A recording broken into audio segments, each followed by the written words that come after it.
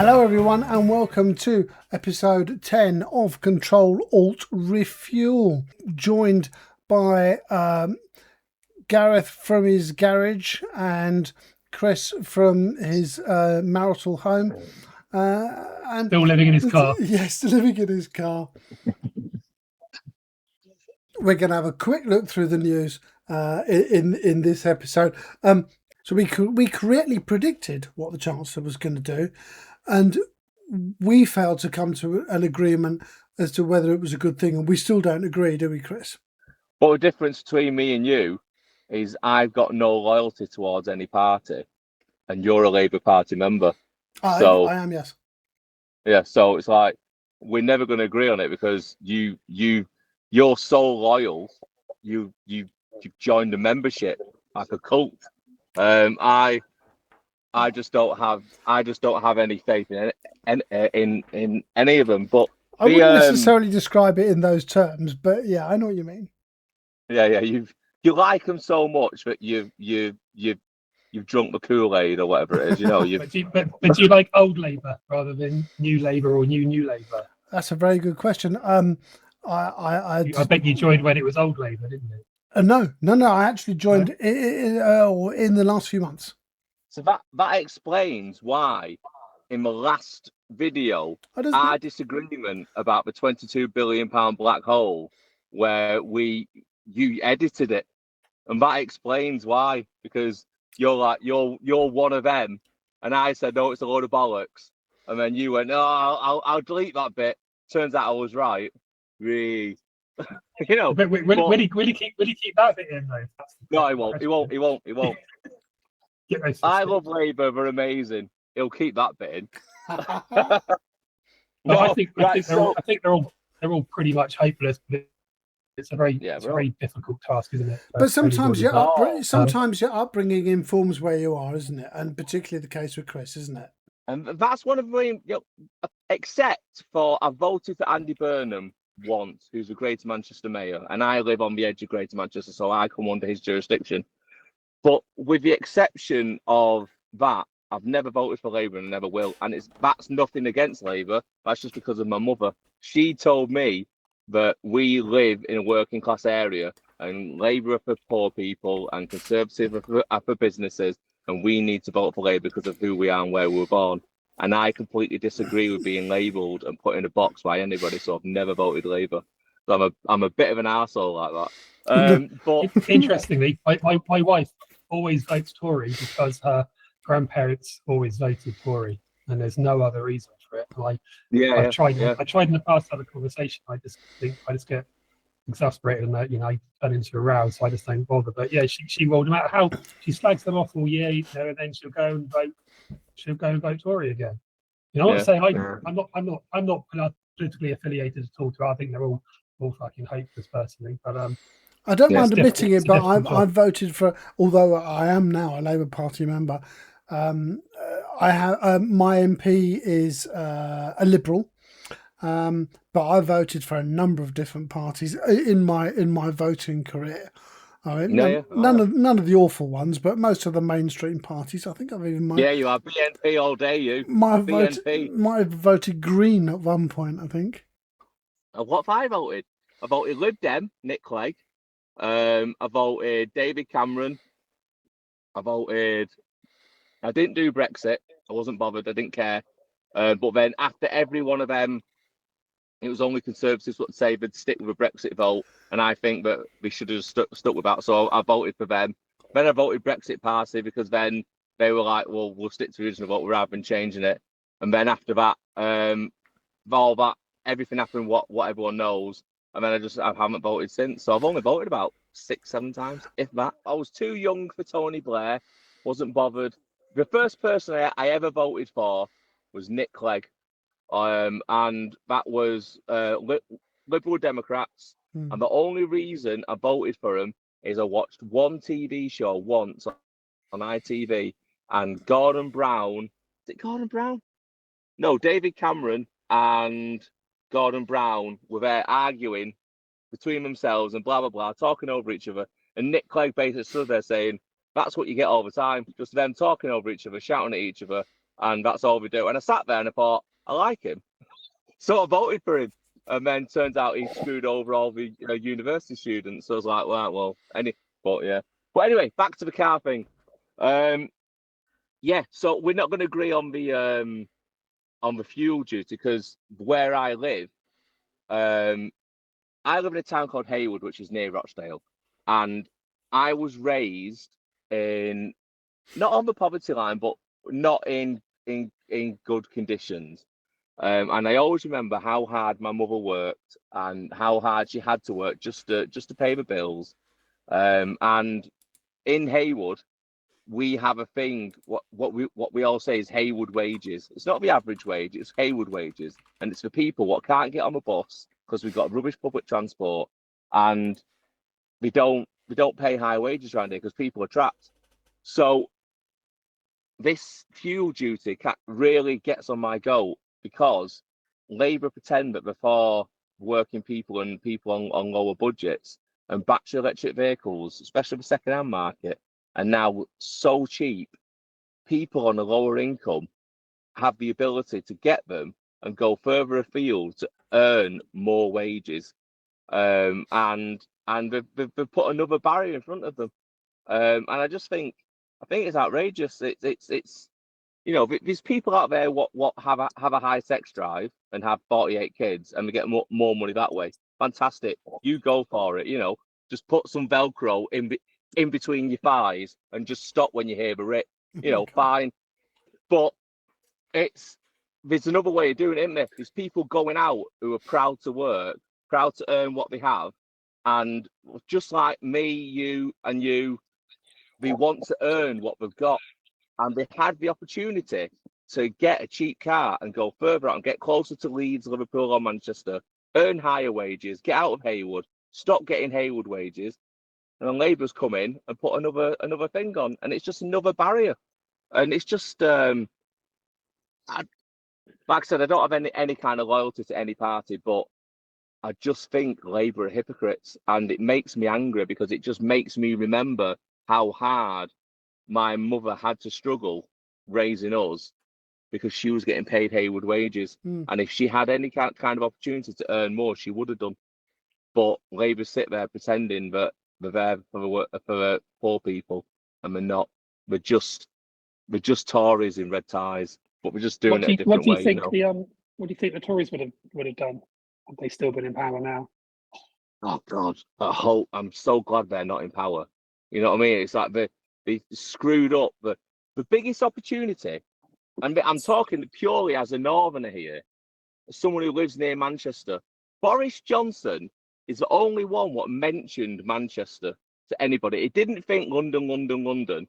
He knew of a distant, faraway, magical place called Manchester, and people can go there, and it's got hills and greenery. And suddenly we have loads of southerners moving up here. And then he turned out to be a lying bastard and trying to get all his mates in, and then he got voted out. I was like, fucking hell. One guy who actually spoke about the North like it was an actual place. And then he turned out to be a lying bastard and got voted out. So I don't even have hope for Tories. I don't even like Kemi Bedwinock, but when she rinsed the Chancellor last week, that was ace. She did a really good job of that. But it's like I wouldn't even know who to vote for now because I just don't have faith in any of them. I'm certainly not voting, not Brexit Party. Who's that? Farage and his lot. I'm certainly not voting them. If they get in, I'm moving out of the country. Simple as that. Labour, they just want to give money to top shaggers. Tories don't have a fucking clue what they're doing. And Greens, they'll never get in power. And who else is there? That's it. Monster Raving Looney Party. Just get them in. You might as well. Well done, Chris. That's that cleared up. Yes. So, it's hard to disagree. I mean, any party's got a difficult job, haven't they?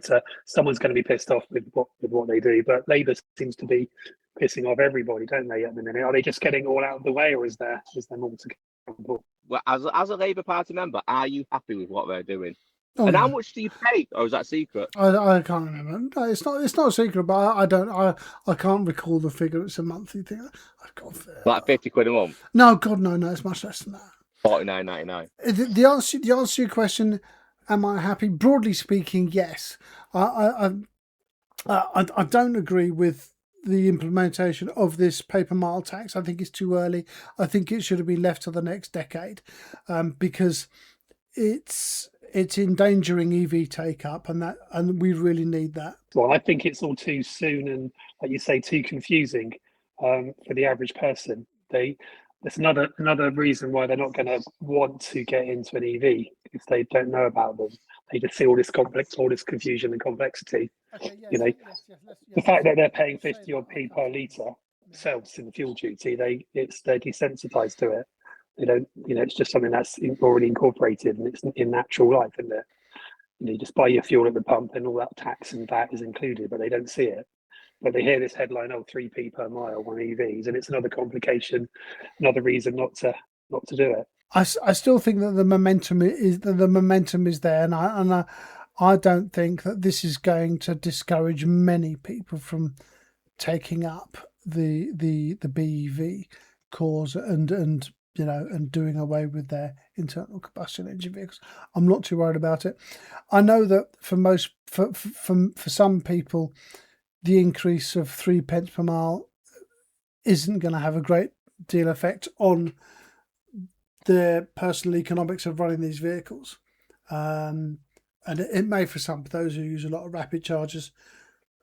But yes, I wish it hadn't happened, but I also don't think it's going to have a big effect on the momentum of this change to electric vehicles. I think it will slow it down quite a lot, as in where it could have been if they hadn't done this. I don't think it will. I think it's retarded it a bit, but yeah, we'd have to see. I mean, hopefully the technology just proves that on its own, doesn't it? We all drive them because we like them, because they're simply better cars. But yeah, it's just another complexity. Yes, should we move on? So yes, news in from the Blue Oval. Two things of interest. First of all, the Focus is discontinued. Now, I've driven one, never owned one. I'm assuming you've had a few through the business. So it's an important car, even if it's one that is no longer in our lexicon.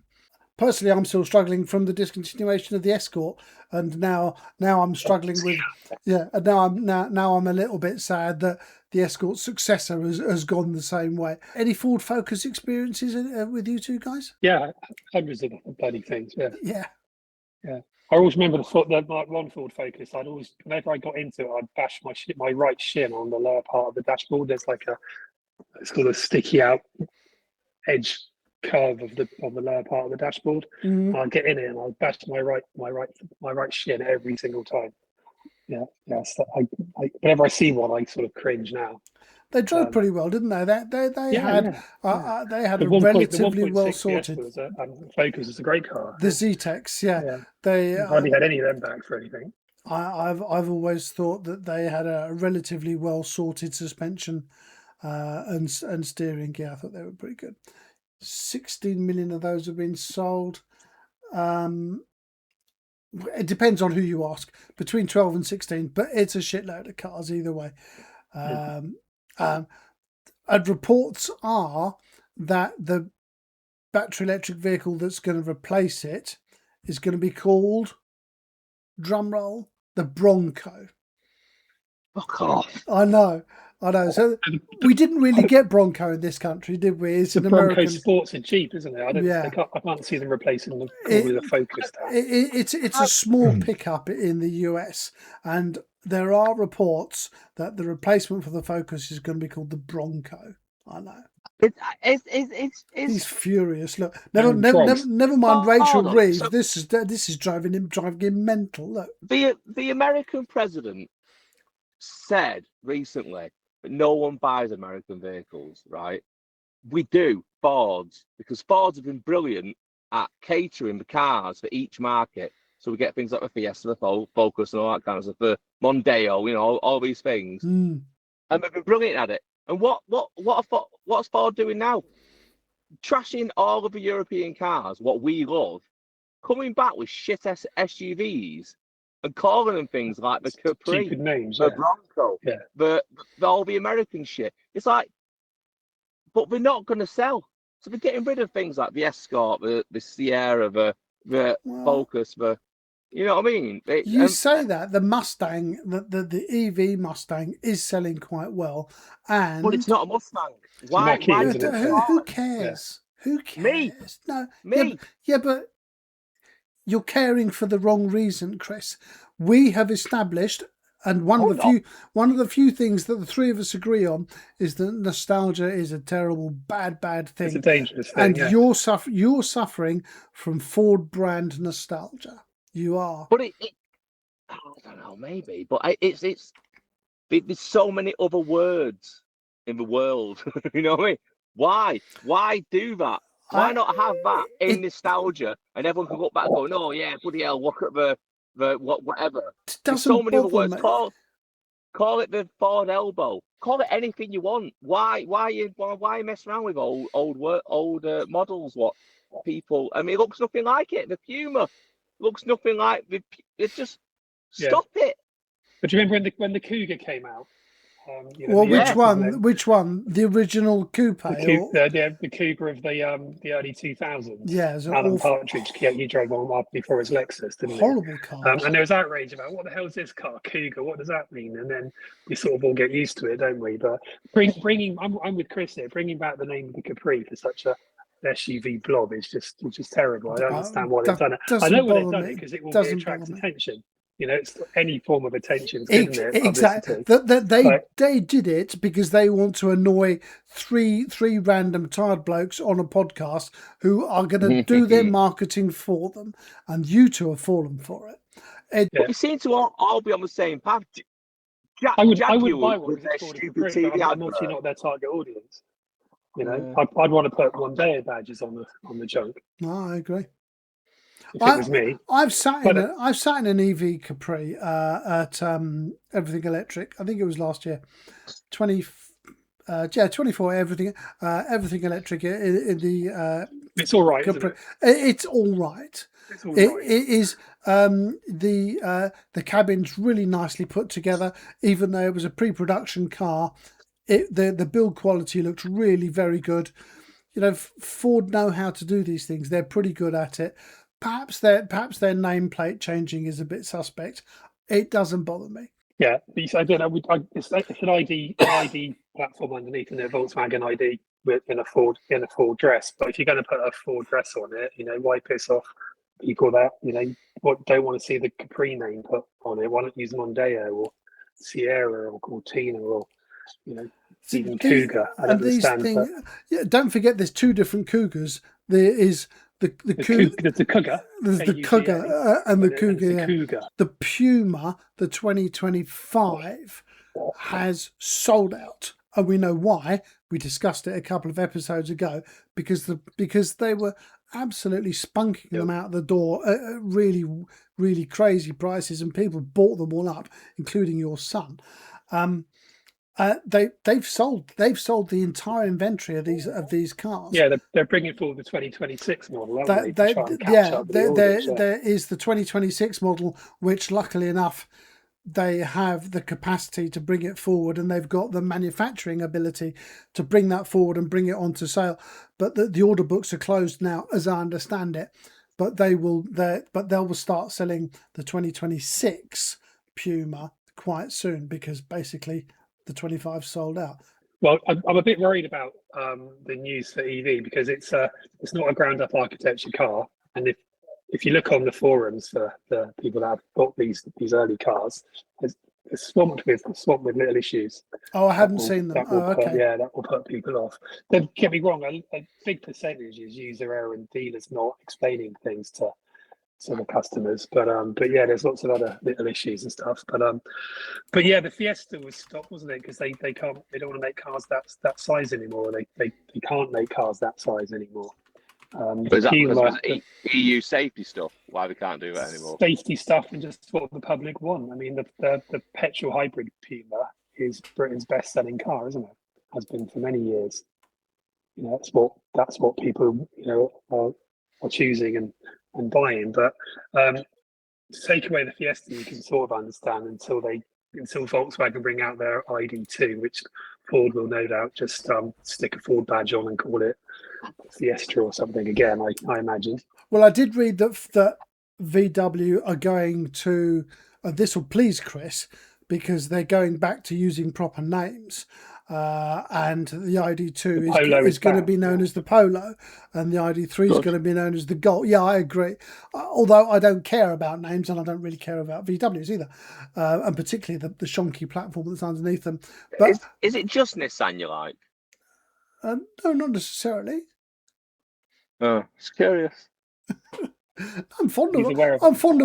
I'm fond of a Honda. No, I'm not a big fan of any German car, to be honest. See, I'm not. I've never been really a big fan of Ford. They always sort of, to me, sort of missed the boat slightly. You know, I've never hankered after one myself.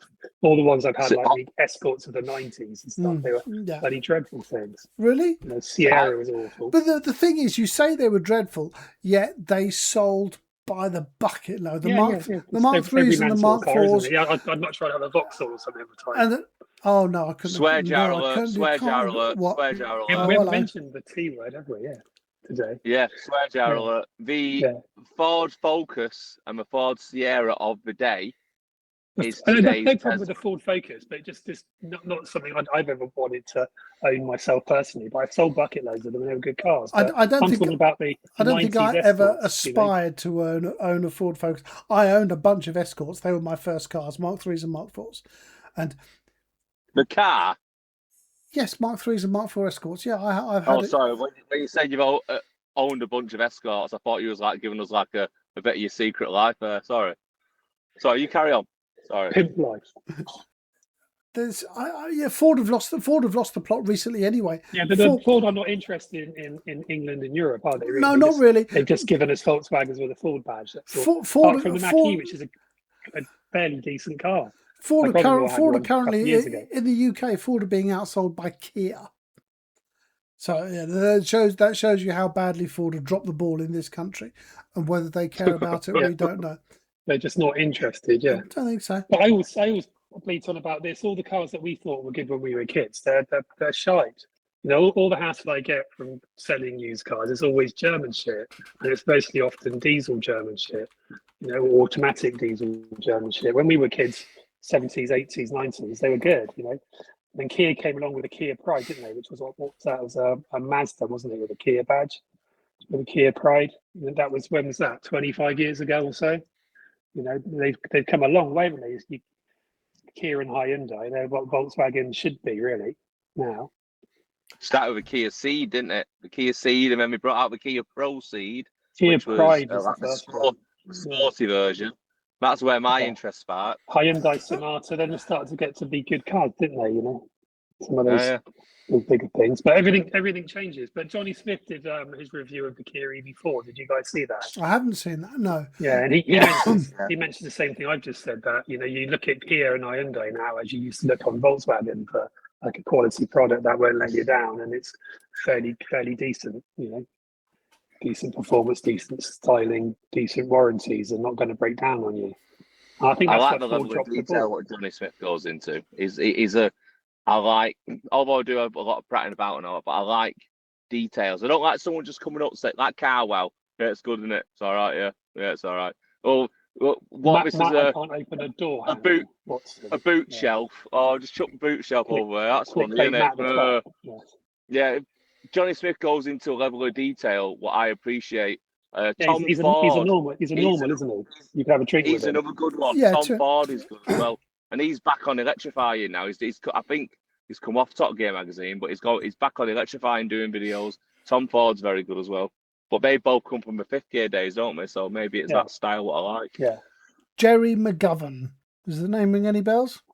Jaguar Land Rover design. Yeah. He worked. In fact, there's a rather neat segue. He worked for Ford in the 90s, and he's one of the world's top car designers. And JLR, by all reports, JLR yesterday, essentially escorted him from the premises. Very strange, and it appears to be that. There's been a change in leadership at Tata, which is JLR's parent company, and they've got rid of one of the world's preeminent car designers, Gerry McGovern, and they give him the tin tack, basically. He's I haven't prepared a list. The original MGF and the Mark 1 Freelander were all his, and most of the current Range Rovers. Born in Coventry in 56, and he worked for Chrysler, Peugeot, Volvo, Mazda, Ford in the 90s, Austin Rover in the 80s. A lot of the mid 80s from the Honda and the BMW era was penned by Gerry McGovern. And he's an OBE. He was made OBE in 2020. He's a serious guy, and for reasons that was entirely clear, JLR just escorted him from the building. That's very strange. I bet you had an argument with the wrong person. It's entirely possible. He's a very senior guy. That's the weird thing. Yeah, I think with Jaguars, they've just dug their own hole and then got a JCB in to dig it further for them, haven't they, over the last few years? It's just for me, we talked about this before, it's just a dead brand apart from them making a Defender. They still haven't released the electric Range Rover, have they? Which they almost did this year, and then they pulled back on it. So I don't know, maybe they're just thinking they want a complete different change of direction. I saw one post on X, which I don't know if this is true or not, and it probably isn't, but was that they want to put internal combustion engines in that Thunderbird's Jaguar. Oh, the 00. That big Thunderbird-looking Lady Penelope car. Oh, yeah. Called. Yeah, there's some sort, but they don't want to put like V12s back in and stuff like that. So you can imagine the conversation there, couldn't you, if that's true? It's just not the future, is it? They're just digging that hole deeper. But who does Jaguar brand appeal to now? I'm separating it from the Land Rover side of things. They're trying to align themselves with Bentley, whereas in previous decades they've been much closer to Rover and to Rover specifically, because luxury sort of older person car. Yeah, I think so. I think Rover always saw themselves as a little bit above the Ford and the Vauxhalls of the world, and Jaguar seemed to position themselves a little bit above that. And Jaguar's policy now appears to be to go even further up market. Yeah, it's out of the realms of people, normal people, isn't it? The price of these cars that they're talking about and what they're like, just concept nonsense, as far as I'm concerned. It seems to me that this is just yet another in a string of bonkers decisions by Tata and by Jaguar. I can see them just spinning off that brand and selling it off to someone else. Yeah. They split the Land Rover and Jaguar a bit, and just not worry about it. But Chris, can you imagine sitting in that concept Jaguar in that street that you're in now, that great big long Lady Penelope car? Oh, I'm on a main A road. Imagine parking up in Bournemouth, it would get jumped on. Where else in the country? I just think it's hideous, but it's like going back onto the Ford Jaguar thing, doing things for attention. I think we're doing it for attention, and we're not actually serious about it. And it's just a look at me stuff. It's vaporware. The term is vaporware, isn't it? Just get people talking about what they might be doing. Yeah. You remember Audi when they brought out the TT in 1998? Quite revolutionary. People were excited, weren't they? It was a product that people liked and could aspire to, and it's a useful thing, wasn't it? Are you a fan of the TT? No. I hate German stuff. I always used to, but they just cost me so much money over the years and warranty doom that I've got very little time for them. My wife had TTs. She's had 225 convertibles and stuff, but it was always going wrong. I mean, the ones with big engines and four-wheel drive, that's what she had. Yeah, they're okay in their own way as sports cars or supercars, but it appears to me that the run-of-the-mill ones were deeply horrible. It saved Volkswagen out, didn't it? It was a real success for them. And it was quite, when level hated, the design was sort of its time, wasn't it? And it was a useful looking thing. But yeah, Jaguar, I can just see it just fading away or getting spun off. Someone else will buy it. So my sister lives in West London, and her and her husband used to run two cars, and they got rid of one of their cars because they use one of these car sharing schemes specifically Zipcar. Now, they were quite big in some of the larger cities in the UK. I think they were Oxford, Cambridge. I mean, you might say they are relatively well-off towns. Apparently, Avis is the parent company, the car hire company.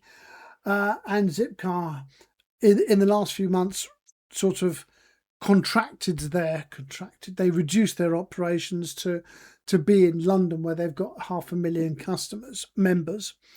And just, start of December, yesterday is when we record this, Zipcar have said they're closing their operations by the end of December. So that is one of the big, really the last spot hire provider in the UK is walking away. They had a number of BEVs, again, supplied mostly through the Avis brand. I'd always thought that if they were ever to come to my little town in South Buckinghamshire, I don't think we're nearly big enough to support them, that we would perhaps consider losing one of our cars, particularly when my wife was working from home. It seemed that there was always one of our cars was on the drive, and there we thought, well, perhaps we don't need two cars. And having a spot car hire like Zipcar available may have been an option for us. So presumably from lack of uptake. Specifically, they blame fuel costs, and they quote both electric and internal combustion rising cost of fuel for both types of cars. Do you have the we've got Beryl bikes in Bournemouth, in the Bournemouth and Poole collaboration? You know, we've got Lime in London. Yeah. Lime, is it the same? You got those, Chris? I don't live close enough to a city for that. I think Liverpool, when I worked around Liverpool, we had Lime bikes. When I was in Tel Aviv in Israel, they had Lime bikes all over the place, and we used them all the time when we was on holiday, and we were brilliant. But the actual scooter bike things around Manchester, I mean, I rarely go to Manchester. I use them a lot. It's really handy, but you know, more handy than a car. It's cheaper as well. You just jump on, you can leave it anywhere, and it gets you about quicker than you can in a car. Especially electric scooters, you can really zip about and get to where you need to go. The technology that they deployed with these vehicles, both the cars and the bikes, seemed to be quite cool and quite easy to use. Once you're a member, you walk up to the thing with the app or with an RFID card, and you jump in or you jump on and off you go. Yeah. So yeah, it's a shame. It's easy, but I mean, I think a car's a little bit different, isn't it? You don't want to get into someone else's squalor that they've left the car, dirty and smelly, and I don't know. It's quite difficult to manage the fleet, wouldn't it? Whereas a scooter or a bike, it's sort of less personal, isn't it? I take your point. Yeah. I mean, you're still in the traffic. My sister has used Zipcars in the past, and she said that they've always been a very pleasant experience. So yeah, she's gonna have to go somewhere else. It's the cost, isn't it? All you need is a Citroen Ami or a Mitsubishi Enya. That's all you need is a second car. You trying to sell it? I saw it. Yeah, well, it's a price not to sell, isn't it? Yeah. Okay. Yeah, I must start answering emails to people like that. But it's so handy. I don't know, it's because it's small and nippy. You jump in it. I don't care where I leave it. I'm not worried about it getting scratched. It will fit in any spaces. Nothing to run. It's just perfect. And that's the thing. We're hung up on cars too much, aren't we? Being big and flashy. If we're honest with ourselves, we don't need big flashy cars. I drove an Aria Nismo at the weekend. Yeah, that was big and flashy. It was an extremely impressive car. Don't tell Graham, but I think it's nicer than the Performance, the Model Y Performance. It's cheaper as well, not nearly as fast, but yeah, I had a great fun morning driving that Aria Nismo. Very special car. How's the software? Tony, don't tell Graham. Tony's off member. So how's the software, Paul, on that? It's fine. Improved? Is it quick? Yeah, you saw the route that the guidance is good. I didn't do a great deal with the software in this particular car because it's not a press car. The owner of the car was with me all morning, but from I've used a rear. I've reviewed a rears too. This is the third rear that I've driven, and the software is really good.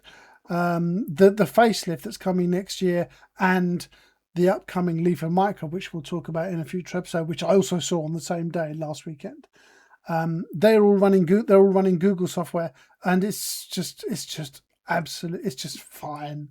It's like the new Volkswagen stuff. My sister's got one. It's not Tesla good, but it's good.